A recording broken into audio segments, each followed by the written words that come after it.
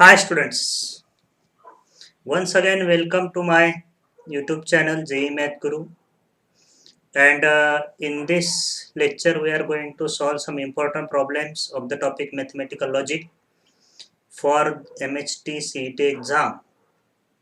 and इसके पहले के लेक्चर में जो मैथमेटिकल लॉजिक का लेक्चर हुआ था उस लेक्चर में हमने इसके सभी फॉर्मूलेट्स एंड कंसेप्ट्स देखे हैं. So let us solve all these problems and we will apply that formulates and concepts to solve these important problems for MSTCET. So students, lecture यानी ये वीडियो आखिरी तक देखिए. All the problems are very important and इस problems का आपको exam में काफ़ी फ़ायदा हो सकता है. So let us start to solve the problem number 1. This is the first problem, and in this I have given, this is the problem number 1. This is the first problem. Here the compound proposition यानी compound statement, and this compound statement is given as P and negation Q implies negation of negation P or Q. So the compound proposition P and negation Q implies negation of negation P or Q is option दिए है contradiction, tautology, contingency. We cannot to come any conclusion. So let us solve this compound statement. So here it is P and negation Q implies, इसका negation ले लेते हैं.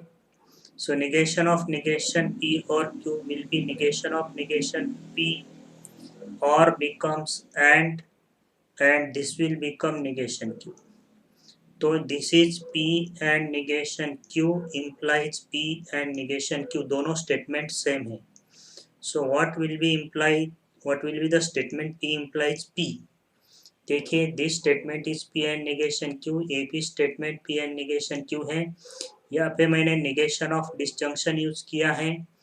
negation of P और Q क्या होता है? negation P and negation Q. So using this rule of negation for disjunction, negation of negation P will become P और का बनेगा and negation of Q. So दोनों statement same है, तो P implies negation P क्या होगा? This will be always T, tautology, क्योंकि दोनों स्टेटमेंट सेम एक ही स्टेटमेंट है, तो यहाँ से केस क्या बनेगी? एक तो P ट्रू रहा तो T इम्प्लाइज T होगा, या फिर P अगर फॉल्स रहा तो F इम्प्लाइज F होगा. So T implies T is T and F implies F is also T. Therefore this statement P and negation Q implies P and negation Q will also T, यानी true statement. So this will be a, no doubt this will be a tautology. Okay, so this was the problem number first. आपको समझ में आया होगा. अगर कोई simplification compound statement का simplification का क्वेश्चन आता है और आपको अगर वो सिंप्लीफाई करने में थोड़ी दिक्कत आती है तो आप ट्रूथ टेबल बना के उसको सॉल्व कर सकते हैं. You can prepare truth table. अगर आपको सिंप्लीफिकेशन में थोड़ा प्रॉब्लम है, so you can prepare truth table. So this answer to this question is T. Now see my next question number 2. Here negation of there exists x such that p of x or q of x. तो मेरा given statement है there exists x such that p of x or q of x. Q of X। तो इसमें ये quantified statement है और quantified statement का negation, see the rules of negation of quantified statement. Quantified statement का negation हम कैसा करते हैं, तो उसमें अगर मेरा क्वांटिफायर यूनिवर्सल है यानी फॉर ऑल है, तो उसका निगेशन होता है एग्जिस्टेंशियल क्वांटिफायर, और निगेशन ऑफ एग्जिस्टेंशियल क्वांटिफायर होता है यूनिवर्सल क्वांटिफायर। तो ये जो निगेशन है इसमें एग्जिस्टेंशियल क्वांटिफायर यूज किया है। So negation of this statement will be for all belongs to X। लेकिन आगे जो स्टेटमेंट है उसका निगेशन हमें लिखना पड़ेगा। सो निगेशन ऑफ P और Q। So what is the negation of P or Q? That is negation of P. That is negation of P of X, और का बनेगा and negation of Q of X। Negation of Q of X. So this will be the negation of given statement, the given quantified statement। तो ये कौन से option में है check करेंगे। For all x belongs to X, negation of P of X and negation of Q of X is in last option। So this is the correct answer to this question। So negation of quantified statement, this was the problem number 2। See the next problem number 3rd। The false statement among this false statement in the following is। तो in the first option P and negation P and negation P क्या होता है, F होता है। तो हमें ये ध्यान में रखने का है, हमें फॉल्स स्टेटमेंट ढूंढने का है which is not true, false. तो ये तो करेक्ट है, P and negation P is T, sorry F। कोई भी स्टेटमेंट ट्रूथ वैल्यू ले लो P स्टेटमेंट की, T and negation of P क्या बनेगा, F। एंड का रूल क्या है, दोनों ट्रू है तो ट्रू, अदरवाइज फॉल्स। तो ये स्टेटमेंट ट्रू है। सेकंड ऑप्शन P और negation P, this is tautology, सबको पता है T। थर्ड ऑप्शन क्या है, negation of negation P double implies P। तो negation of negation P is P double implies P। तो अगर P ट्रू है तो ये दूसरा वाला P भी ट्रू ही होगा, T डबल इम्प्लाइज T होता है, या F होगा, तो दोनों सेम है तो ट्रू ही होता है। तो बच्चा लास्ट, तो यही ऑप्शन करेक्ट होगा। This is not true. Why this is not true? तो इस ऑप्शन में मुझे क्या दिया है, इस ऑप्शन में दिया है मुझे P implies Q double implies negation Q implies negation P। तो ये बनेगा P implies Q double implies, अब ये negation Q implies negation P क्या होता है, this is the contrapositive of implication if P then Q। So every implication is equivalent to its contrapositive। Her implication उसके contrapositive के equal होता है। So P implies Q is equivalent to its contrapositive। तो इसको मैं फिर से P implies Q लिख सकता हूँ। तो both statements are same and their double implication will always true। लेकिन here it is given as contradiction, so it is given to be false, and therefore this statement last is false and above ABC are true। ओके, तो इसमें ध्यान में क्या रखने का है, every implication is equivalent to its contrapositive. एवरी implication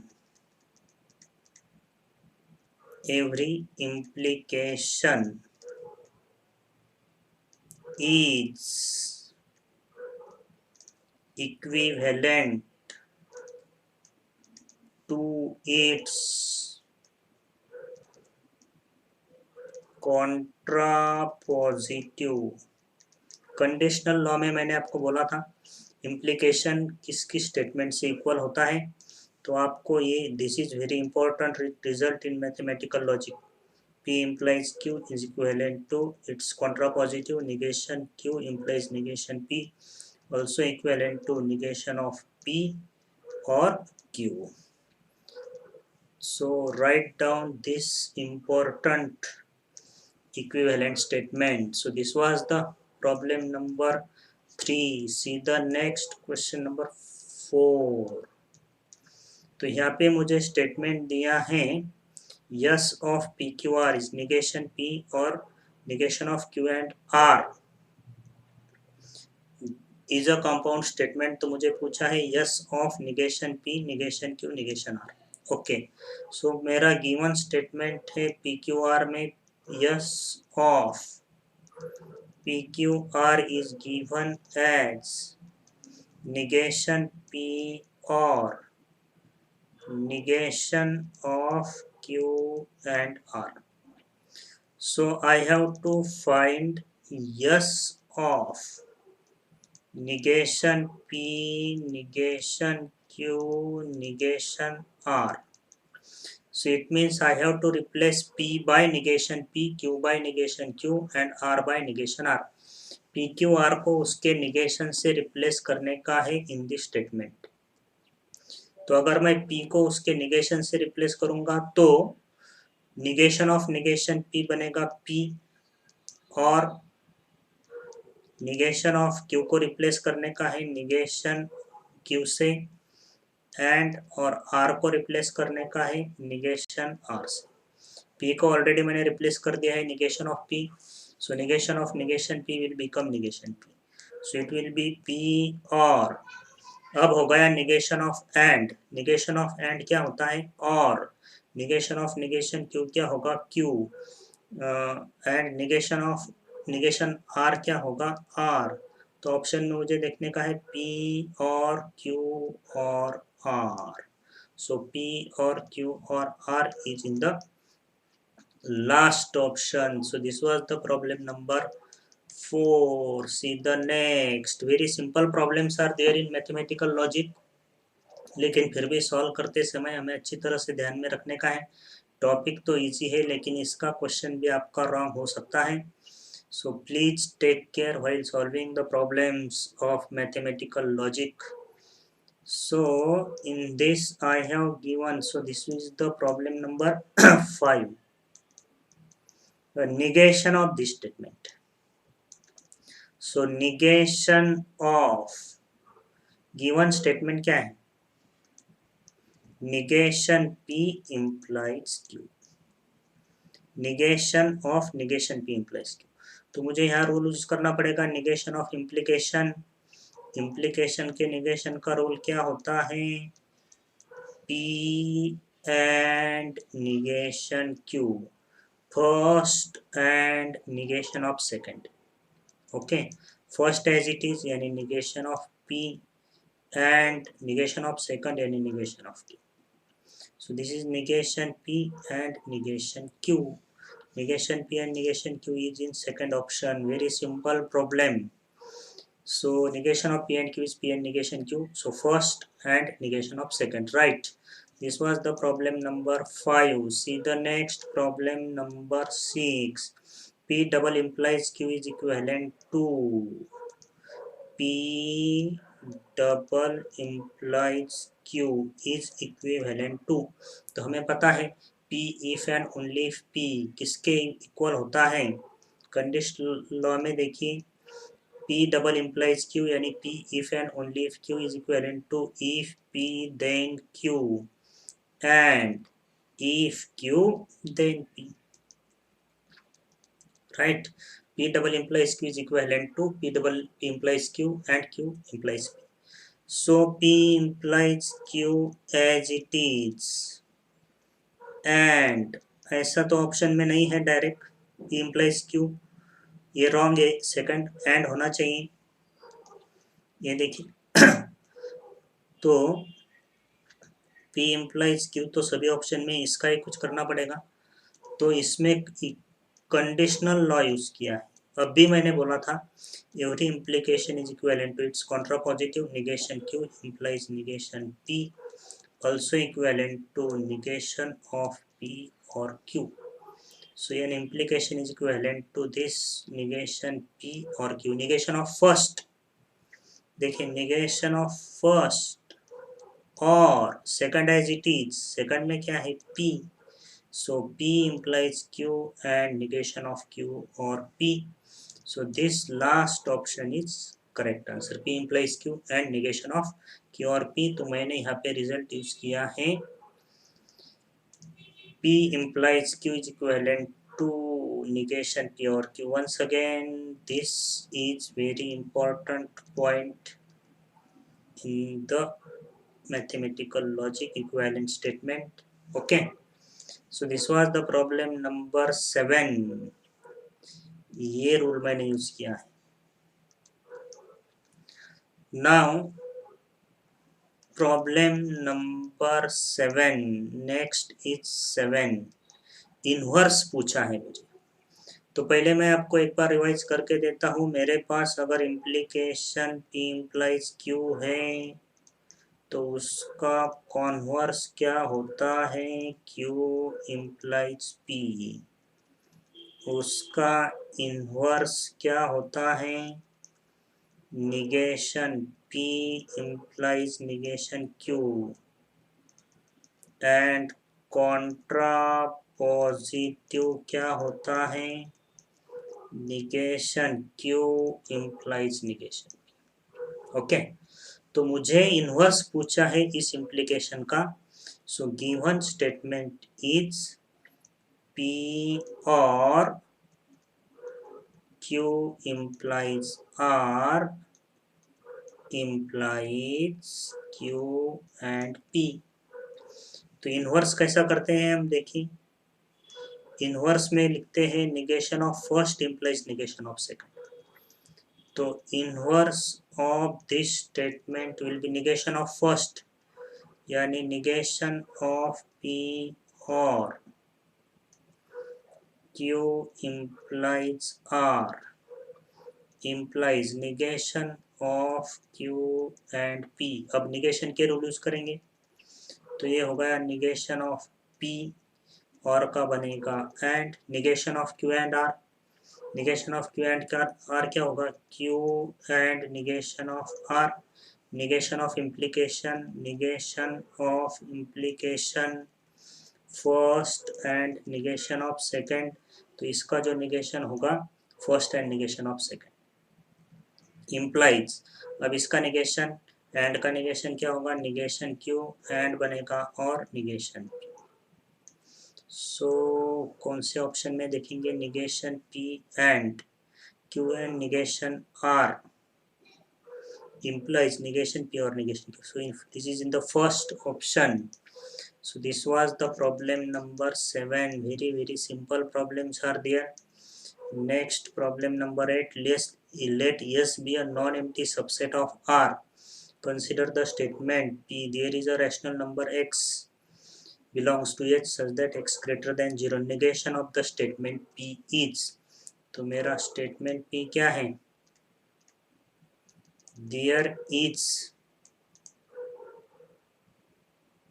a rational number X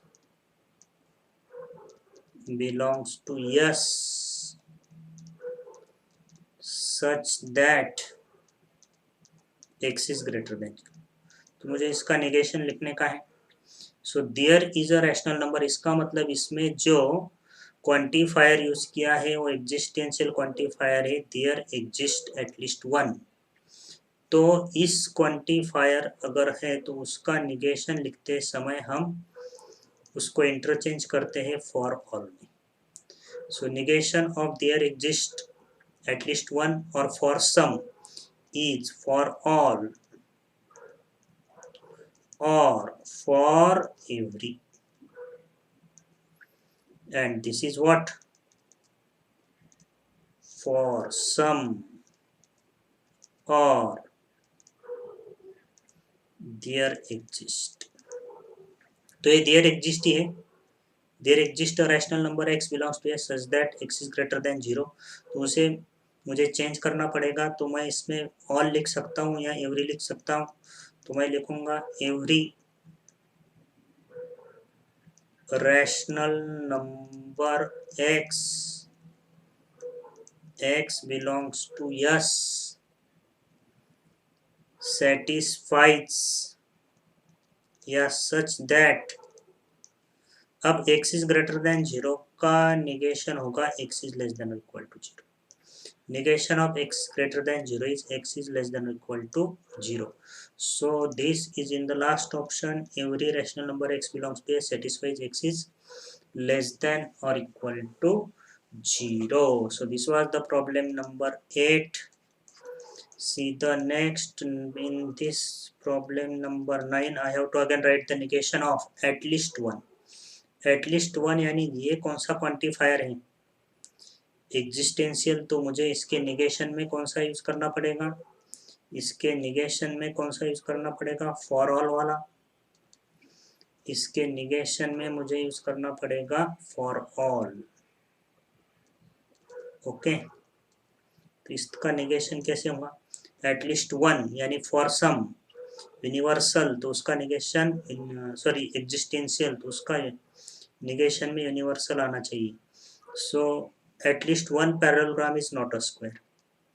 all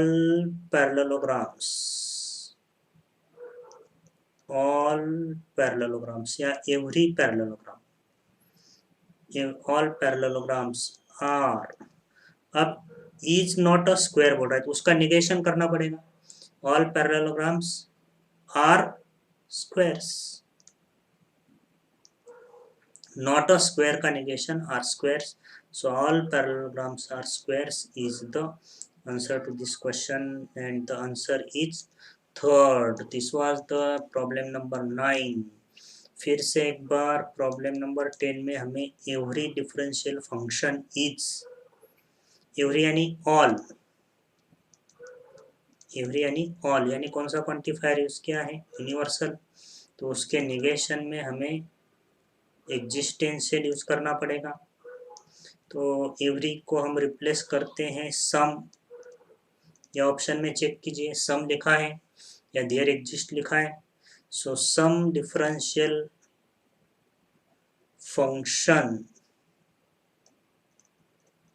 some differential function, आगे का स्टेटमेंट नेगेटिव करने का है। Every differential function is continuous, so some differential function is not continuous. लेकिन यहाँ पे देखिए बट, यहाँ का कनेक्टिव क्या है, बट यानी एंड, तो एंड का निगेशन क्या होता है, और। So every differential function is not continuous, और अब यहाँ पे converse need not to be true, तो इसका भी निगेशन करना पड़ेगा। Converse is need not to be true, तो इसका निगेशन होगा converse is true. So some differential function is not continuous or converse is not true, so this is in the first option. okay, तो ये point आपको ध्यान में रखने का है। तो ये स्टेटमेंट जो था एक्चुअली P एंड Q के फॉर्म में था। तो P एंड Q का निगेशन क्या होता है, what is the negation of P and Q, negation P और निगेशन Q। तो ये बट यानी एंड है तो उसका निगेशन में हमें और लाने का है और एवरी को रिप्लेस करने का है सम वर्ड से। Okay, so this was the negation of this statement. And C the next problem number 11। तो इसमें दिया है मुझे 3 स्टेटमेंट दिए हैं, P implies negation Q and negation R implies Q are true। ये तीनों स्टेटमेंट ट्रू है। This statement is true, this statement is also true and this is also true. तो which of the following statements, कौन सा option इसमें correct है? P Q R की value पूछी है। ओके तो देखिए पहले से पी ट्रू है। अब सेकंड वाला स्टेटमेंट देखते हैं, पी इम्प्लाइज निगेशन क्यू। इसकी ट्रूथ वैल्यू ऑलरेडी ट्रू है, लेकिन पी ट्रू है, पी ऑलरेडी ट्रू है, इम्प्लाइज निगेशन क्यू ये भी ट्रू हो जाएगा। लेकिन इम्प्लीकेशन फॉल्स कब होता है? इम्प्लीकेशन का रूल क्या है? इम्प्लीकेशन का रूल क्या है? T implies F equal to F, ऐसा रूल है। तो अगर ये पहले वाला ट्रू है, दूसरे वाला फॉल्स है, तो ट्रूथ वैल्यू फॉल्स होगी। पहले वाला ट्रू है और ट्रूथ वैल्यू ट्रू है, इसका मतलब निगेशन क्यू क्या होगा? फॉल्स नहीं होगा, ट्रू होगा। तो निगेशन क्यू अगर ट्रू होगा तो क्यू कैसा होगा? फॉल्स। ध्यान में आ रहा है? देखिए क्यू को अगर हम फॉल्स करेंगे तो निगेशन क्यू ट्रू हो जाएगा और टी इम्प्लाइज टी टी होगा। सो क्यू इज फॉल्स, ये समझ में आ गया? तो क्यू फॉल्स है, पी ऑलरेडी ट्रू है। अब देखिए, अब मुझे क्या दिया है? Negation R implies Q, negation R implies Q, ये भी ट्रू है, लेकिन इसमें मुझे क्यू की ट्रूथ वैल्यू मिल गई है फॉल्स। अब ये ऑलरेडी ट्रू है, दिस इज ऑल्सो ट्रू। तो ये क्या होगा? अगर मैं यहाँ पे टी लिखता हूँ तो यहाँ पे फॉल्स आएगा, ये फॉल्स हो जाएगा। इसका मतलब दिस इज नॉट ट्रू, ये फॉल्स है। तो ये फॉल्स है, यानी निगेशन आर फॉल्स है, तो आर कैसा होगा? R is true. So Q is false, R is true. Q is false. Q is false and R is true. First and third are correct. Last option is correct. So this was the problem number 11. See the next problem number 12. It is not true that roses are red implies violets are blue, the simplified form of this statement. तो सबसे पहले आपको क्या करने का? It is not true that, it means, देखिए it is not true that, इसका मतलब निगेशन है। Roses are red, P implies violets are blue, Q. तो हमें लिखने का है negation of P implies Q. Roses are red, P violets are blue, q, this is p, this is q, p implies q, it is not true that means negation। तो implication का negation क्या होता है? First and negation of second. तो p को क्या लिखेंगे हम? p को क्या लिखेंगे? roses are red and q is violets are blue, तो negation q क्या होगा? violets are not blue। तो देखिए roses are red and violets are not blue, so this option third is correct. So this was the problem number 12। See the next. अब इसमें लिखने का है contrapositive of this statement, if P then Q. तो contrapositive, P implies Q का contrapositive क्या होता है? इसका कॉन्ट्रा पॉजिटिव होता है negation Q implies negation P. Contrapositive of implication P implies Q is this। तो if P then Q का contrapositive क्या होता है? if not Q then not P, if not Q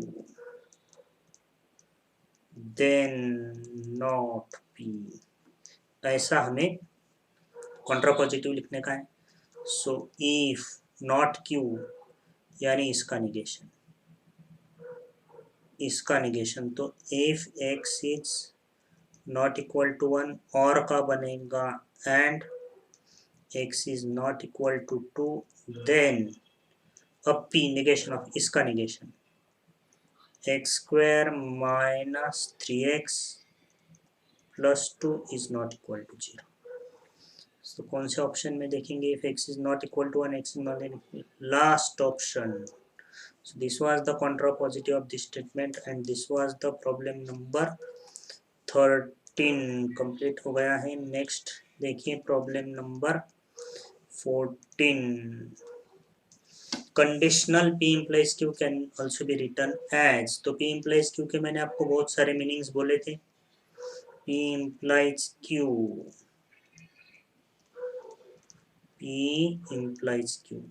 दूसरा क्या है? if p then q. तीसरा क्या है? q follows from. फोर्थ क्या है? q provided p. फिफ्थ क्या है? p only if q. Sixth क्या है?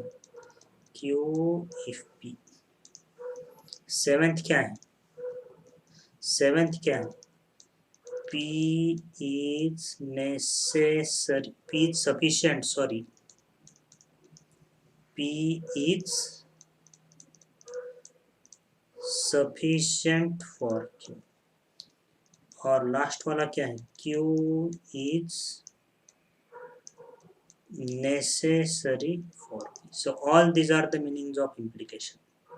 तो आप प्लीज इसको ध्यान में रखिए. p implies q is equivalent to p is sufficient for q. This is given in the second option. p is sufficient for q. और उसका ये भी होता है q is necessary for p. तो आपको ध्यान में रखने का है p implies q में ये sufficient होता है. p is sufficient for q and q is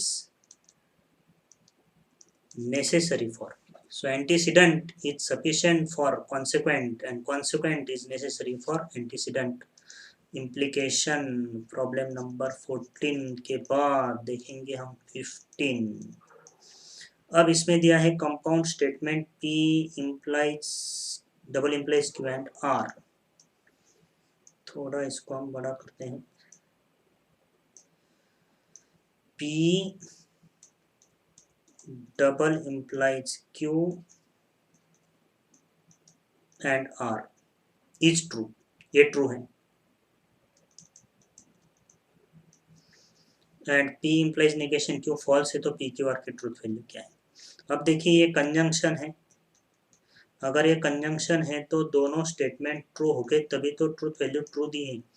यानी ये होगा ट्रू और r भी होगा ट्रू. ओके. अब ये ट्रू होगा तो p डबल implies q अगर ट्रू होगा तो p और q दोनों ट्रू हो सकते हैं. यानी सेम है तो ट्रूथ वैल्यू टी आएंगी. तो आंसर पी क्यू आर की ट्रूथ वैल्यूज क्या मिलेगी हमें? T T T T T T T T T. Okay. लेकिन डबल इम्प्लीकेशन अगर ट्रू है तो ये दोनों फॉल्स भी हो सकते. तो पी एंड क्यू में भी फॉल्स. तो तब पी क्यू आर की ट्रूथ वैल्यूज क्या होगी? एफ और R is already true. F T. So FFT and TTT is not given in the option. So TTT is the correct answer. Okay, so this was the problem number 15. See the next problem number 16. The false statement among the following. इसमें से क्या wrong है? तो पहले वाला क्या है? P and Q is equal to Q and P. ये तो true है. कौन सा लॉ है? Idempotent law. This is true. Second option में क्या है? p implies q is equivalent to negation q implies negation p. ये भी ट्रू है. Every implication is equivalent to its contrapositive. Implication उसके कॉन्ट्रापोजिटिव के इक्वल होता है. ये भी ट्रू है. p और q is equivalent to negation P implies Q। अब ये इसका राइट हैंड साइड हम सॉल्व करेंगे।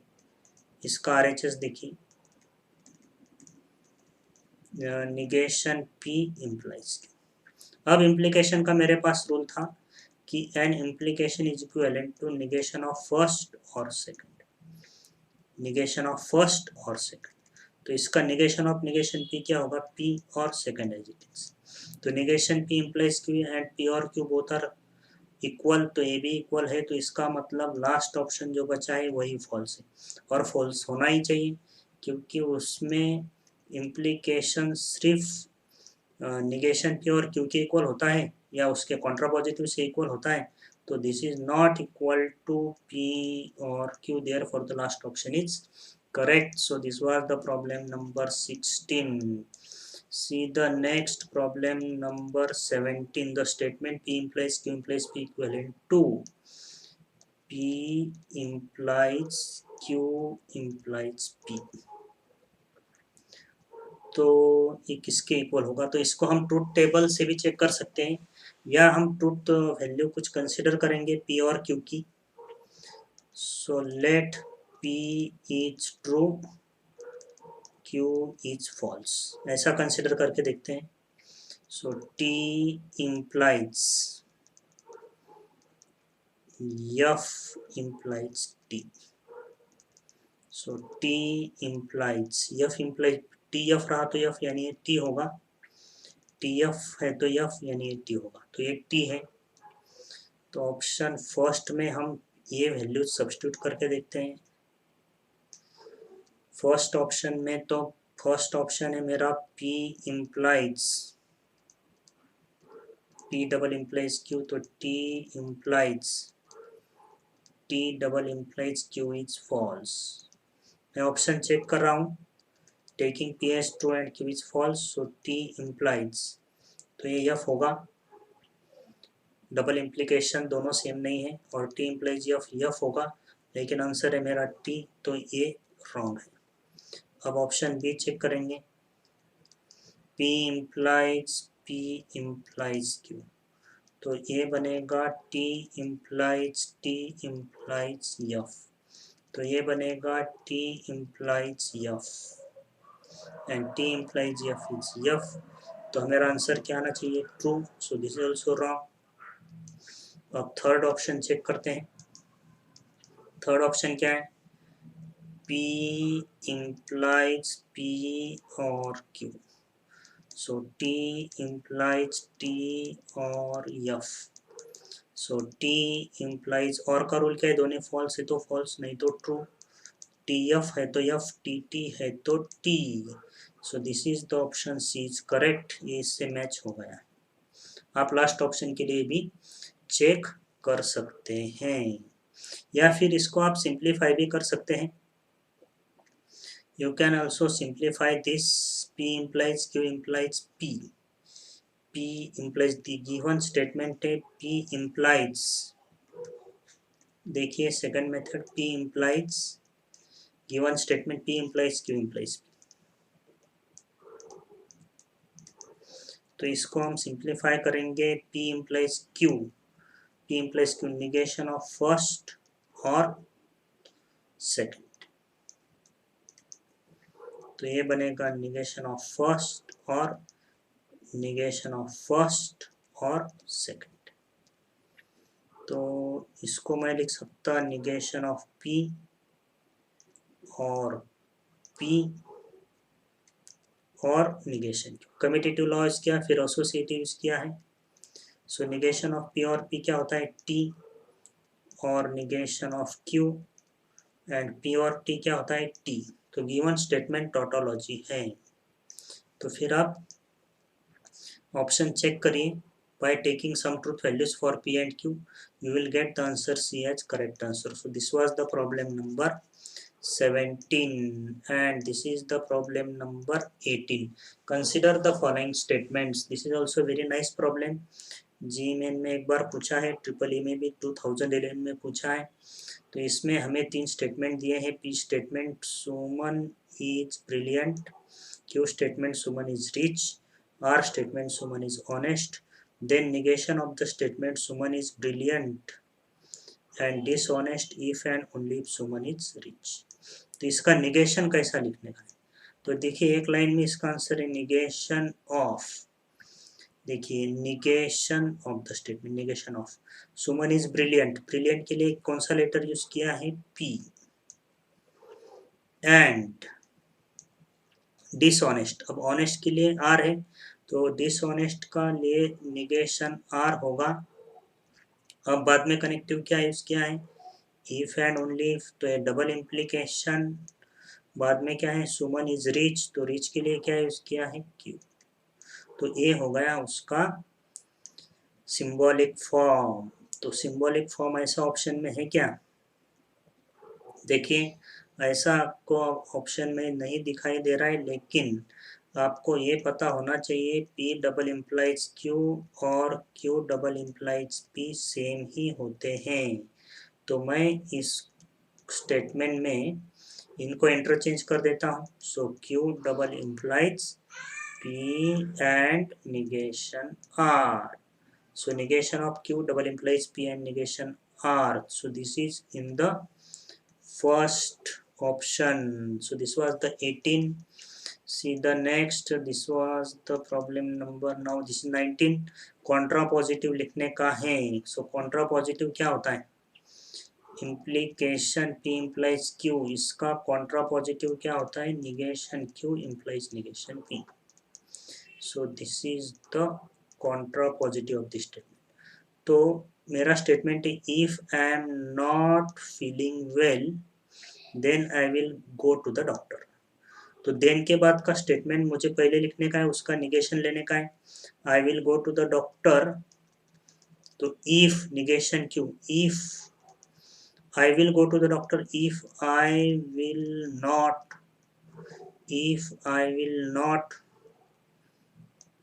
go to the doctor, then negation of P, यानी I am not feeling well का negation I am feeling well. If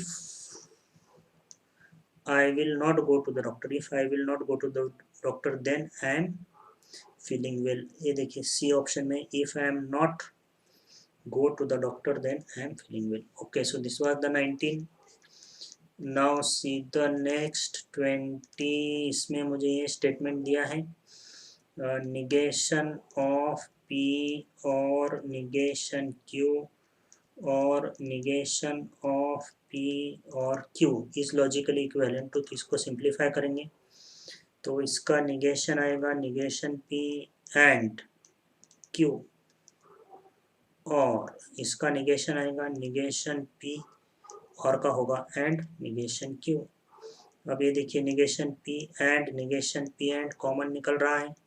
common लेते समय बीच में अगर एंड कॉमन लेते हैं तो बीच में और होना चाहिए, तो ये निगेशन P एंड कॉमन लिया, डिस्ट्रीब्यूटिव लॉ यूज कर रहा हूँ तो ये बनेगा Q और निगेशन Q। अब निगेशन P एंड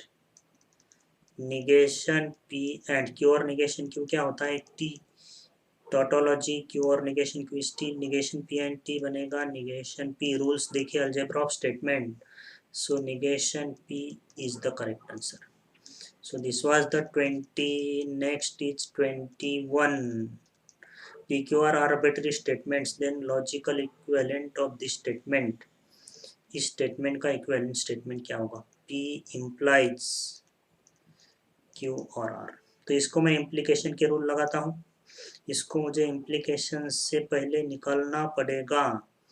तो इम्प्लीकेशन कैसे निकाल सकते हैं? निगेशन ऑफ फर्स्ट और सेकंड। तो ये बनेगा निगेशन ऑफ फर्स्ट और सेकंड।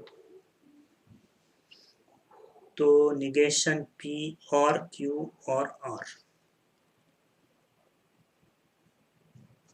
ओके, तो मुझे मैं इसको निगेशन P और Q और R, निगेशन ऑफ फर्स्ट और सेकंड। ओके, तो इसको मुझे किस तरह से लिखना पड़ेगा? ऑप्शन ए पी और Q implies R. Second option को मैं चेक करता हूँ, पी इम्प्लाइज क्यू और पी इम्प्लाइज आर।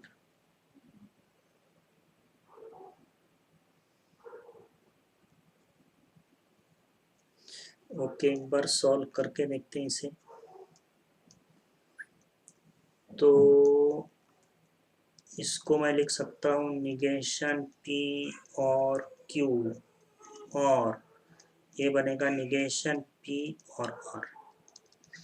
अब ये निगेशन पी और कॉमन क्यू और आर, राइट। सो ये भी निगेशन पी और क्यू और आर है, ये भी निगेशन पी और क्यू और आर है। So both are equal, so option second is correct. Second option को आप सिंप्लीफाई कीजिए, पहले मैंने उसको इम्प्लीकेशन से निकाला है, तो मैंने P इम्प्लाइज Q को लिखा है निगेशन P और Q, तो P इम्प्लाइज R को लिखूंगा मैं निगेशन ऑफ P और R, और निगेशन ऑफ P और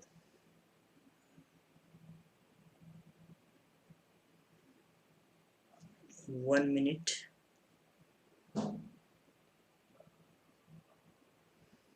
निगेशन ऑफ P और Q। ओके, इसको हम ऐसा करेंगे, पहले एसोसिएटिव यूज करेंगे क्योंकि दोनों और ही आ रहे हैं। ओके, तो इसको मैं इस तरह से लिखता हूँ, निगेशन ऑफ P और Q और निगेशन P और R। ओके, तो निगेशन P और निगेशन P, तो ये निगेशन P और Q और R हो जाएगा। और तो इसको भी मैं ऐसा ही लिख सकता हूँ, निगेशन P और Q और R. So right, second one is the correct. Or you can use truth table or you can assign some truth values to the statements PQR. PQR को आप कुछ truth values लेके check कर सकते हैं। See the next 22. See the next 22. The following statement is. तो ये statement क्या है? तो दिया हुआ स्टेटमेंट है P implies Q implies negation P implies Q implies Q। Okay, तो इसे हम आप कुछ ट्रूथ वैल्यूज कंसिडर करके भी चेक कर सकते हैं।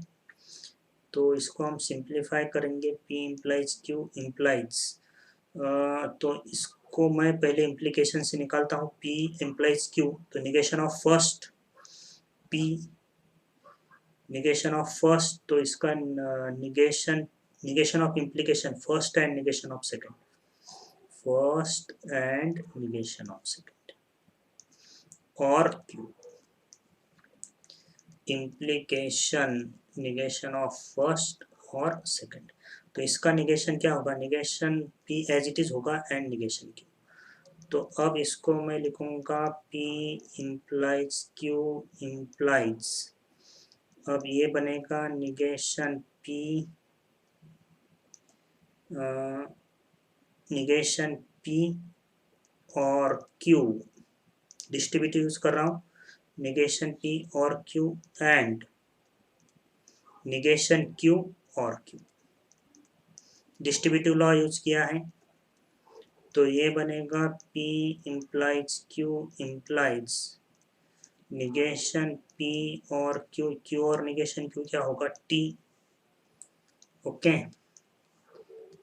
तो ये बनेगा P implies Q and negation of P और Q, P एंड T होता है, तो ये हो गया P इम्प्लाइज Q इम्प्लाइज, इसको निगेशन P और Q को फिर से मैं P इम्प्लाइज Q लिख सकता हूँ, इसको मैं फिर से P इम्प्लाइज Q लिख सकता हूँ, तो ये फिर से बन गया P इम्प्लाइज Q। अब जबकि ये दोनों सेम ही है, सो T इम्प्लाइज T या F इम्प्लाइज F क्या होगा? F होगा, सॉरी T होगा, T, sorry. This will be equal to, क्योंकि ये दोनों सेम है तो T implies T होगा या F implies F होगा, तो both are equal to T. So tautology is the answer to this question and the last option is correct. 22. See the next. 23. Consider the following statement. P statement की truth values देखेंगे. 7 is odd, then 7 is divisible by 2. Q 7 is prime, then 7 is odd number. V1 is truth value of contrapositive of P and V2 is the truth value of contrapositive of Q. Then ordered pair V1 V2 is okay. तो P और Q statement है मेरे पास, तो इनकी truth value check करते हैं. Implication है 7 is odd number, true. Then 7 is divisible by 2, false. So T implies F is F. अब Q देखिए, ये भी इम्प्लीकेशन है 7 is prime number. 7 is prime number, true. Then 7 is an odd number, तो ये भी ट्रू है, तो T implies T is T. अब V1 is contrapositive of P, तो लेकिन contrapositive इक्वल होता है, इम्प्लीकेशन और उसका contrapositive हमेशा इक्वल होता है, तो V1 की ट्रूथ वैल्यू और V2 की ट्रूथ वैल्यू P और Q के ट्रूथ वैल्यू के बराबर ही होगी, क्योंकि every implication is equivalent to its contrapositive. So the ordered pair is FT, that is P or Q. FT is the second option. So this was the problem number 23. See the next problem number 24. MSTCT में पूछा गया सवाल है, तो इसको हम directly ही देखते हैं. Which of the following quantified statement is true? कौन सा ट्रू है ये पूछा है. The square of every real number is positive, तो एवरी रियल नंबर का स्क्वायर पॉजिटिव है. If x is a real number, then x is greater than or equal to 0. So this statement is not true. There exists a real number whose square is negative. This is the wrong. किसी भी real number का square negative नहीं होता. There exists a real number whose square is not positive. Whose square is not positive. There exists. एक है ना real number 0, तो 0 का स्क्वायर 0 होता है, that is not positive. So therefore option C is correct. Every real number is rational. Wrong. Real number में दोनों होते हैं. Real numbers may be rational or it may be irrational. So option C is the correct. So this was the 25. Next 26. तो इसमें पूछा, इसमें already option correct दिया है, तो कैसा करेक्ट आएगा मैं दिखाता हूँ. मैंने एक इम्प्लीकेशन, डबल इम्प्लीकेशन का मैंने एक निगेशन बोला था. देखिए डबल इम्प्लीकेशन का निगेशन होता है P एंड निगेशन Q और Q एंड निगेशन P. इसका और एक मैंने निगेशन बोला था ध्यान में रखने के लिए, P double implies negation Q. Negation of P double implies Q is P double implies negation Q. तो ये रूल यहाँ पे यूज होता है. नहीं तो आपके ध्यान में नहीं है तो आप ट्रूथ टेबल यूज करिए, थोड़ा टाइम जाएगा लेकिन आंसर करेक्ट आएगा. So negation of P double implies Q is P double implies negation Q. तो ये निगेशन इधर के साइड को ट्रांसफर करता हूँ. So P double implies Q is equivalent to negation of P double implies negation. इस negation को मैंने राइट हैंड साइड को ट्रांसफर किया है और taking negation on both side. So P negation of P double implies negation is equivalent to what? P double implies Q. So this is option C, correct. So this was the 26 and this is the last problem number 27. Which of the following is not correct? Okay, तो इसमें first option है inverse of converse. Option A check करते हैं. Inverse of converse of P implies Q is same as the contrapositive of P implies Q. तो P implies Q का मुझे पहले find out करने का है कॉन्वर्स, और इस कॉन्वर्स का मुझे लिखने का है इनवर्स.